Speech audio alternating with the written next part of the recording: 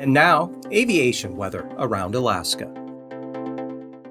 And first line weather graphic. Tuesday morning, some marginal VFR here along the Alaska range, and then down into portions of the Susitna Valley and the Talkeetnas, and that extends down into the Kenai Peninsula. Marginal VFR across the Gulf into the coastline of the Panhandle.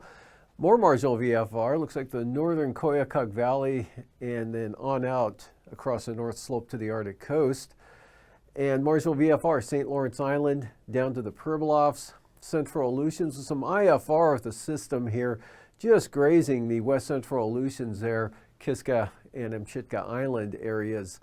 And for the afternoon, that system sliding off to the southeast there may be close enough here to nudge some IFR into Adak and possibly Atka Islands. Otherwise, just marginal VFR for the southern Bering Sea on up to the southwest coast here, including St. Lawrence Island to the Bering Strait. Then some VFR over the western interior, marginal VFR here in the central part of the state.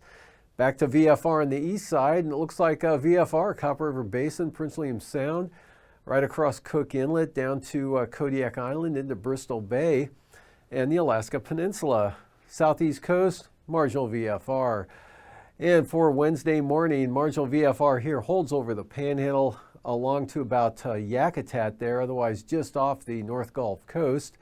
VFR, Prince William Sound and south central Alaska, possibly extreme northern Susitna Valley, or actually up toward maybe Cantwell North there into the Alaska Range, and then on up into the Tanana Valley, expanding, this marginal VFR area expanding as you head north, and so extending all the way up to the Arctic coast, covering much of the north slope as well.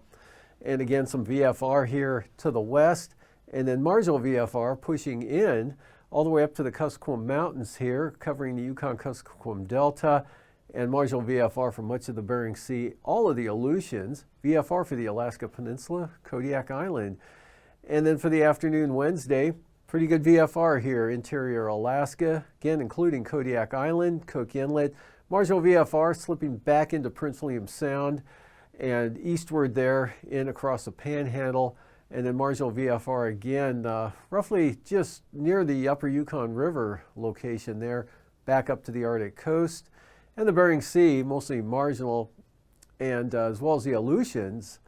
And for the passes, Anaktuvuk, marginal VFR at times throughout the day on Tuesday, as well as Adigan.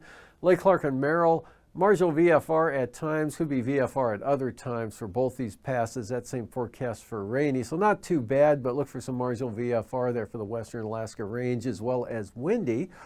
And for the eastern Alaska Range, Isabel Montesta will be VFR Tuesday, and Tanita, possibly marginal VFR, otherwise VFR at other times. And again, it looks like Portage will be VFR. And for Chilkoot and White, marginal VFR.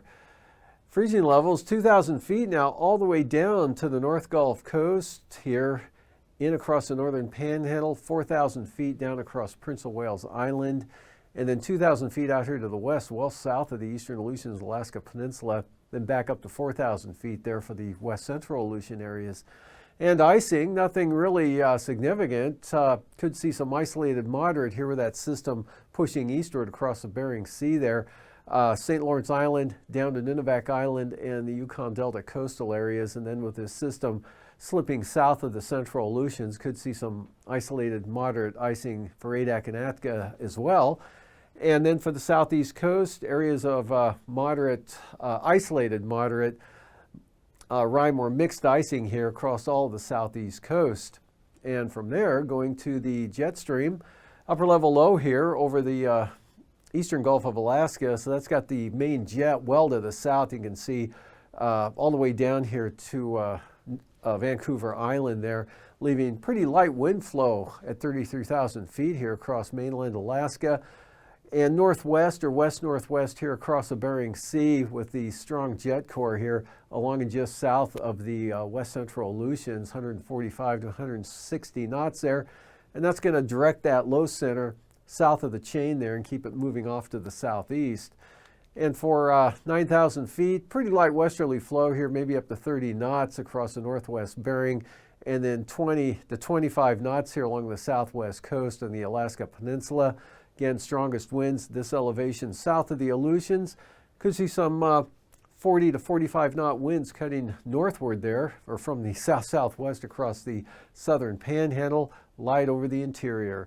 And 3,000 feet, same pattern, light winds over the interior here. Down into the Gulf of Alaska, this low off the southeast coast, looking at winds up to 40 knots there from about Port Alexander down along the coast of Prince of Wales Island in toward Dixon Entrance. Otherwise, back to the west here, northwest winds only at about 25 knots across the Alaska Peninsula, and south winds 25 knots here. Very weak, this system, pretty weak here as that front approaches the southwest coast, and maybe some 45 knot winds trying to get up to Adak and Atka. So with that, we'll look at possible isolated moderate turbulence here for Adak and Atka area. Otherwise, nothing significant for the Bering Sea and the Aleutians, as well as mainland Alaska. And here with that storm off the southeast coast, you could see some considerable moderate turbulence there for the central and south coastal areas.